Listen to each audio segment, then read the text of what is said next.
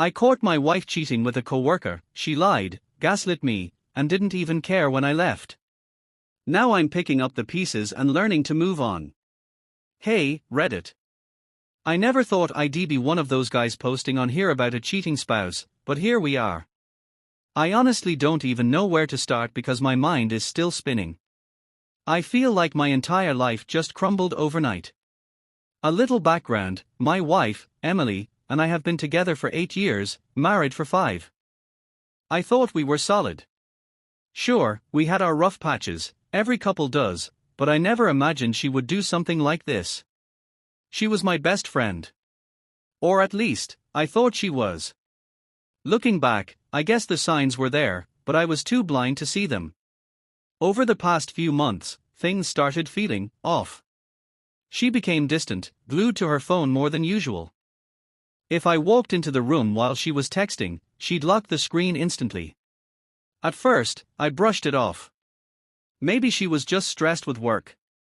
Maybe she was planning some surprise for me. Yeah, I was that naive. The real kicker was how her attitude changed. She started picking fights over the dumbest things. If I asked about her day, she'd snap at me. If I tried to cuddle up to her on the couch, she'd sigh like I was annoying her. It was like I had suddenly become an inconvenience in my own marriage. I should have trusted my gut. I should have seen the red flags. But I didn't. And then, last week, something happened that made it impossible to ignore anymore. So, last week, something happened that finally forced me to open my eyes. Emily had been going out more than usual. Late night, girls' nights, work dinners, and weekend errands that somehow took all day. I hated feeling suspicious, but it was getting harder to ignore. Then, last Friday, she left the house in a rush, claiming she was meeting her friend, Lisa, for dinner. Normally, she'd at least throw on jeans and a nice top, but this time, she was dressed like she was heading to a damn nightclub. Tight dress, high heels, makeup done to perfection, way more effort than she ever put in for our date nights. I made a joke like, "Wow, Lisa's gonna feel underdressed," but she just rolled her eyes and mumbled something about wanting to feel good about herself. That's when I made a decision that I'm still trying to process. I texted Lisa. Now, I've never been the jealous or controlling type. I trusted Emily. But something in my gut told me to check. So I casually texted Lisa. "Hey, hope you and Em have a great time tonight. Tell her not to stay out too late, har har." Lisa's response came almost immediately. "What? I haven't talked to Emily in a couple weeks. Everything okay?" My heart dropped. My hands started shaking. I stared at my phone, rereading the message like somehow I had misunderstood it. But no. Emily wasn't with Lisa. So where the hell was she? I sat there, staring at my phone, trying to convince myself there had to be some kind of explanation. Maybe Lisa forgot. Maybe Emily made last-minute plans with someone else? But deep down, I knew. I knew. I decided to play it cool. I texted Emily. "Hey, babe, hope you're having fun. What's Lisa up to?" No response. An hour passed. Then 2. Nothing. My brain was spiraling, but I forced myself to wait. Maybe she really was just busy. Maybe. At 1:30 a.m., she finally walked through the door. She looked different. Her makeup was smudged, her hair a mess, and she had that hazy, slightly guilty expression, like a kid sneaking in past curfew. I kept my voice calm. "Hey, how was Lisa?" For half a second, she froze. Just a flicker, but I caught it. Then she plastered on a fake smile. "Oh, it was fun. We had a few drinks, caught up on stuff." I just stared at her. "Really? Because Lisa told me she hasn't talked to you in weeks." Silence. Her face went pale, then red. What? She let out this nervous laugh. "Oh my god, she's so forgetful. We were just texting earlier today." Maybe she was confused or tired or something. She was scrambling. I could see it all over her face. I just nodded slowly, letting her dig her own grave. So, if I text her again right now and ask, she'll say you guys were together. That's when her entire demeanor changed. The fake sweetness vanished, replaced by instant anger. Defensive mode activated. Are you seriously checking up on me now? She snapped. What, do you think I'm lying or something? Jesus, you're being crazy right now. Crazy. That word. Like I was some paranoid lunatic for questioning her blatant lie. I took a deep breath, trying to keep my voice steady. Emily, just tell me the truth. Where were you? She crossed her arms and scoffed. I told you. With Lisa. She was doubling down. Lying straight to my face. And in that moment, something inside me cracked. I swear, something inside me snapped right then and there. I wasn't the type to start fights, but I also wasn't about to sit there and let her gaslight me into thinking I was crazy. I kept my voice level. Emily, I texted Lisa. She wasn't with you. So, I'm going to ask you one more time, where the hell were you? Her eyes flickered, just for a second, but she doubled down. I don't know what to tell you. Maybe she forgot. Maybe she was with someone else before me. Why are you even interrogating me like this? I let out a bitter laugh. Because you're lying to me, Emily. And just like that, she flipped the script. Suddenly, she was the victim. Oh my God, I can't believe this. I go out one night, to have fun, and suddenly I'm a liar. What's wrong with you? You don't trust me at all, do you? Classic. Instead of answering the question, she made it about me. Made it seem like I was the bad guy. I shook my head. You seriously expect me to believe Lisa just forgot a whole night out with you? Emily threw up her hands. I don't know. Maybe she was drunk, maybe she misunderstood, maybe she's messing with you. God, this is insane. I stared at her, my heart pounding. She wasn't even trying to come up with a believable excuse anymore, just throwing out random bullshit and hoping I'd drop it. But I wasn't dropping it. I'm going to bed, she snapped, turning away like that was the end of the conversation. And you know what? I let her go. Because at that moment, I realized something, she wasn't going to tell me the truth. Not yet, anyway. But I was going to find it myself. I barely slept that night. My mind kept replaying our argument, twisting itself in knots, trying to make sense of her lies. But there was no sense to be made. She was hiding something. And I was done ignoring it. The next morning, Emily acted like nothing happened. She waltzed into the kitchen, made herself a coffee, and even hummed a little tune like she hadn't spent the night lying to my face. I played along, for now. Morning, she said casually, as if we hadn't just had our biggest fight in years. I kept my voice neutral. Morning. She sat across from me, scrolling through her phone like she wasn't a damn suspect in her own crime. Do you want to do something today? Maybe go out for lunch. I almost laughed at how normal she was trying to act. But I wasn't falling for it. No, I've got a lot to do today, I said, keeping my tone light. That was only half true. I did have something to do, just not what she thought. The second she left for her Saturday yoga class, which I was now questioning the existence of, I got to work. I started with her phone. Locked, of course. Not surprising. But I noticed something odd, she had never been the type to use a passcode before. When did that change? Next, her laptop. Also locked. Then, I checked our phone bill. Bingo. There was a number she had been texting constantly over the past few weeks, late at night, during work hours, even while I was sitting next to her on the couch. I copied it down, my heart hammering in my chest. I didn't recognize it, but I was about to find out exactly who it belonged to. I stared at that number for what felt like an eternity. My gut was already telling me what I didn't want to admit. I was about to confirm something that would change everything. I thought about calling it, but what was I even going to say? Hi, I'm Emily's husband. Who the hell are you? No. I needed more information first. So, I did the next best thing, I ran the number through a reverse phone lookup. And that's when my stomach dropped. The name attached to the number? Nathan Carter. I didn't recognize the name, but something about it made my skin crawl. I sat there, trying to place it, when suddenly it clicked. Emily had mentioned it Nathan before. A guy from work. Just in passing, nothing major. Oh, Nathan in accounting was late on the reports again. Nathan got a promotion, can you believe that? Nathan's wife makes the best cookies, I should get the recipe. And just like that, the puzzle pieces slammed together. She had been talking about him, but always in a way that made him seem irrelevant.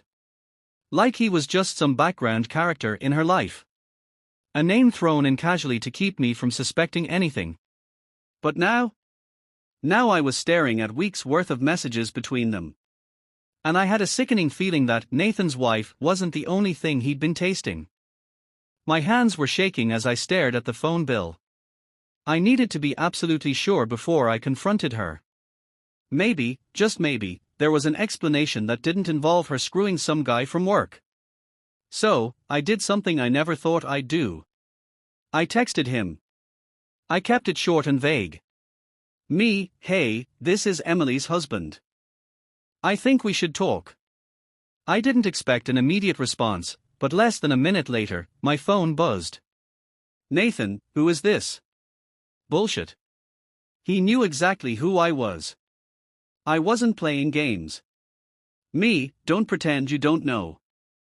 I see how much you and my wife have been texting. I just want the truth. 3 dots appeared. Then they disappeared.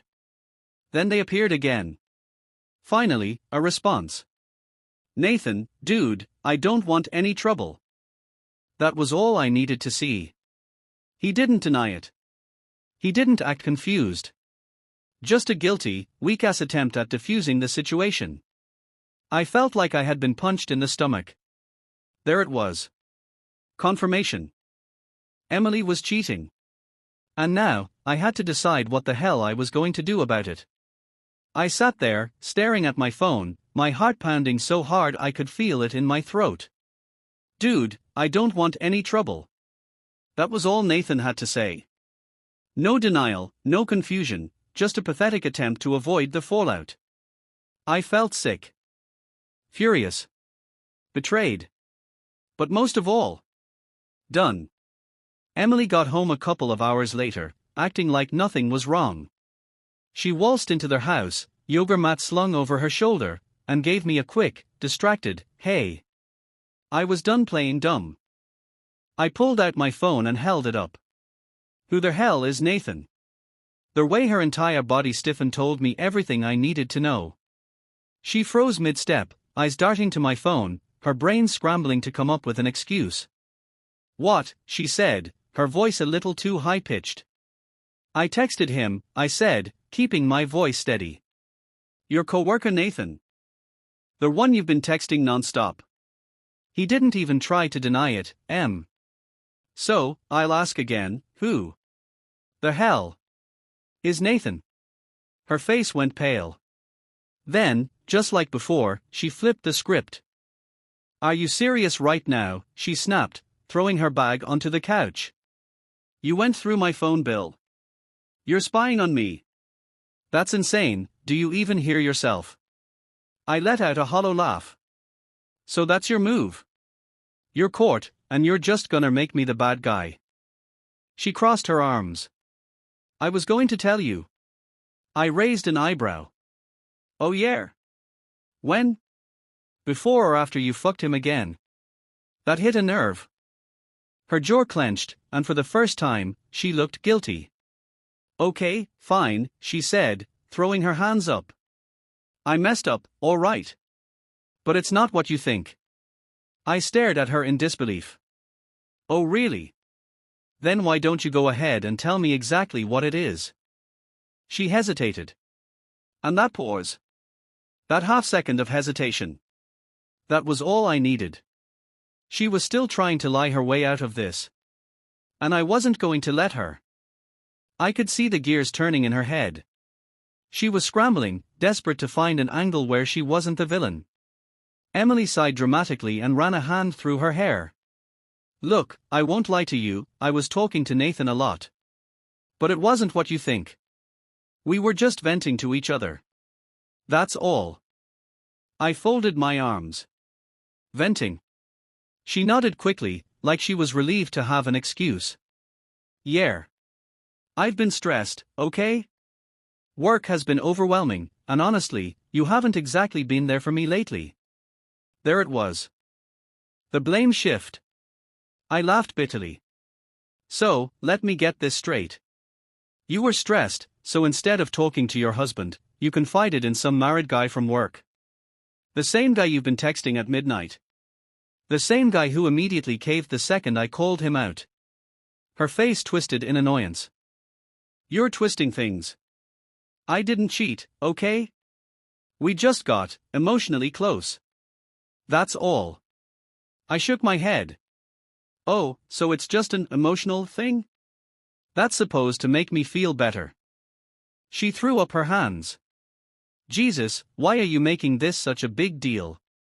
Nothing even happened. I took a slow breath, trying to control the anger burning in my chest.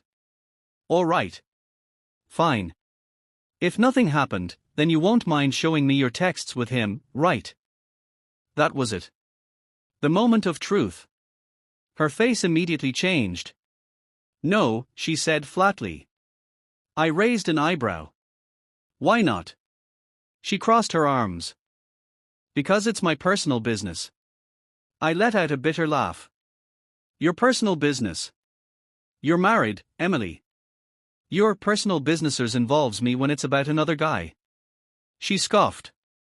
I'm not showing you my private messages just because you're feeling insecure. Insecure. Another classic. She was really going for every manipulation tactic in the book. I clenched my jaw, trying to keep my voice steady. You won't show me your messages because they prove you're lying. She rolled her eyes. Believe whatever you want. And that's when it hit me. She wasn't even trying to save this. She didn't care that she'd been caught. Because in her mind, she'd already gotten away with it. But not this time. I stood there, staring at the woman I had built my life with, and I realized something. She wasn't sorry. Not even a little. She wasn't panicked about losing me. She wasn't devastated about hurting me. She was just annoyed that I had caught her.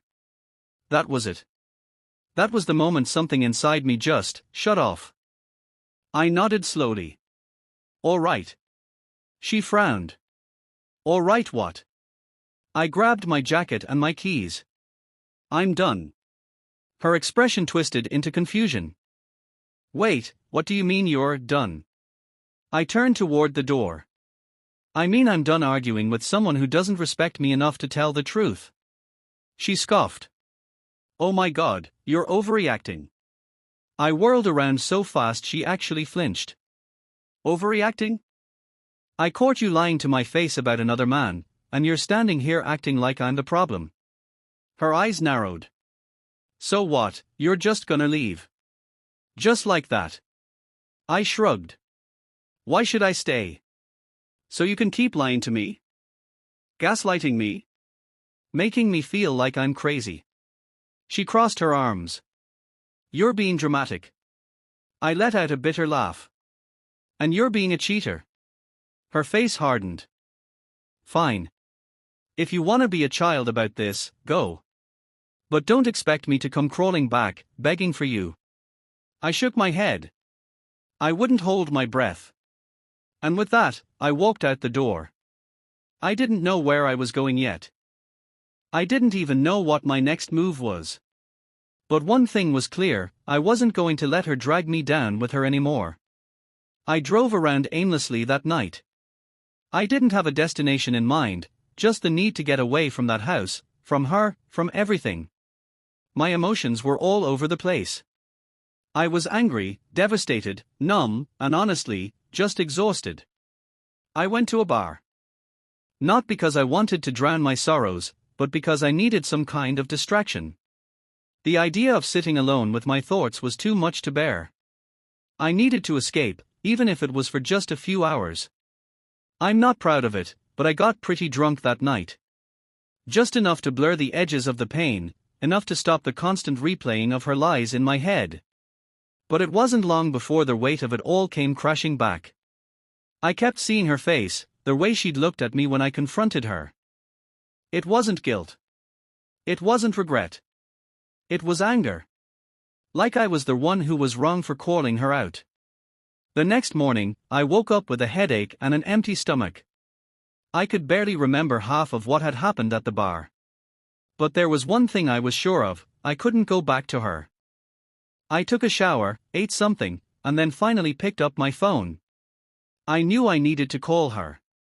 I knew there were things I still needed to figure out, like finances, living arrangements, practical stuff. But what I really needed was to hear her own words. I needed to know if she even cared that I was gone, or if she was already planning her next move with Nathan. When she picked up, her voice sounded flat. "What do you want?" I paused for a second. "I need to talk to you."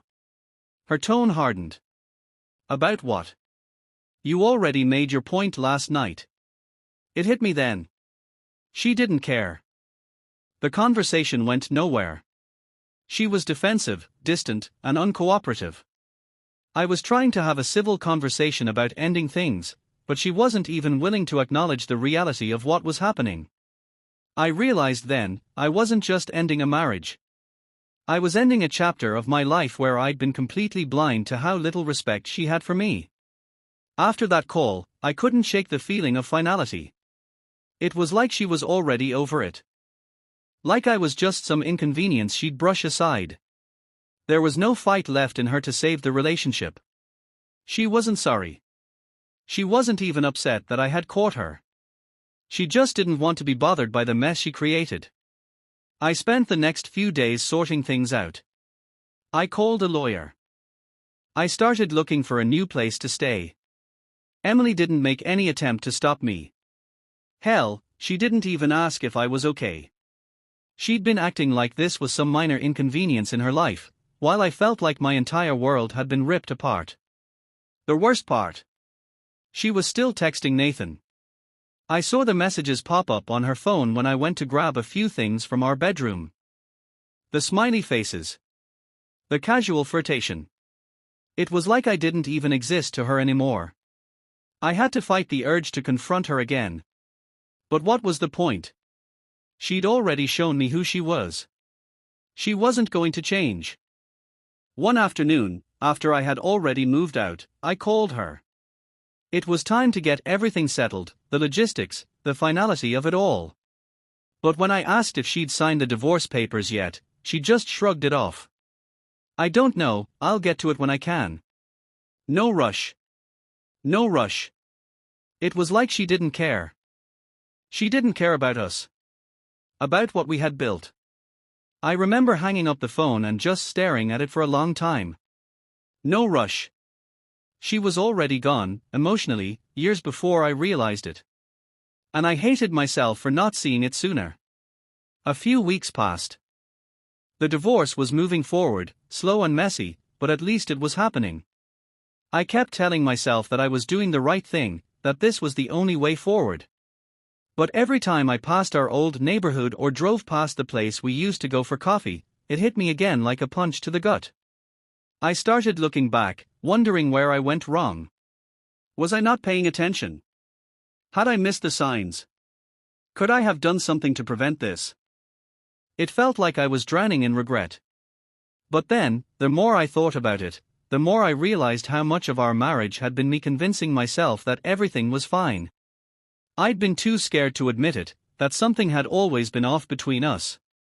I was too scared to acknowledge the small things that chipped away at our relationship over time.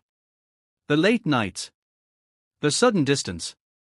The emotional walls she'd put up, while I kept pouring myself into trying to make it work.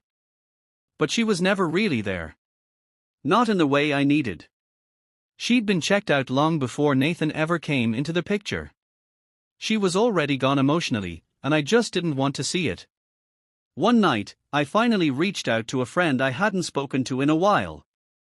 I needed someone who could understand, someone who wouldn't judge. And when I told him what happened, he just listened.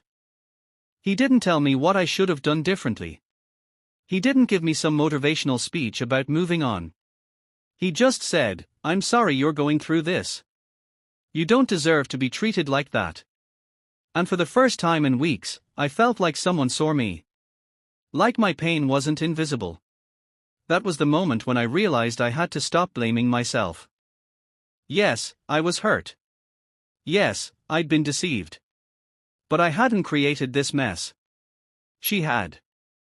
I had to remind myself that I was allowed to move on. The days started getting easier, though it wasn't a straight line.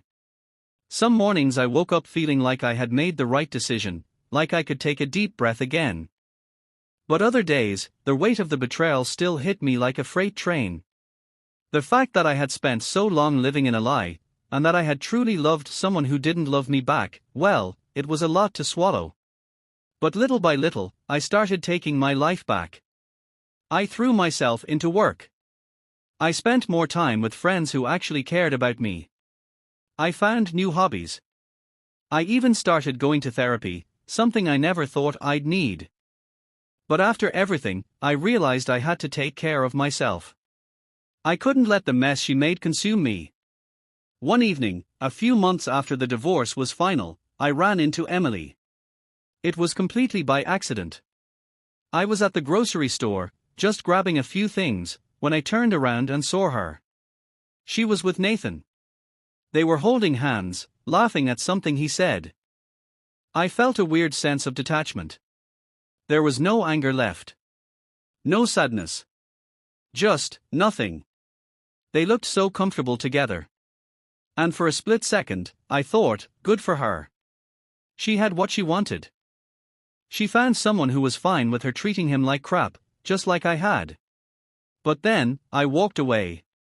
I didn't owe her anything anymore.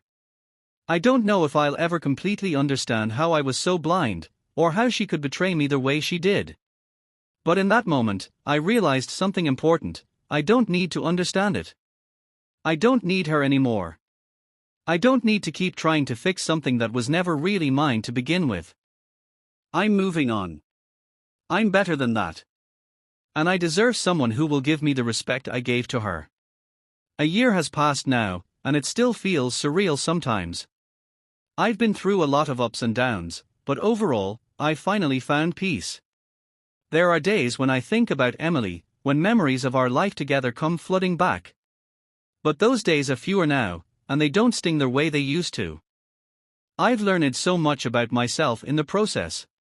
I used to think I wasn't enough, that maybe I didn't deserve better, but now I know that's complete BS.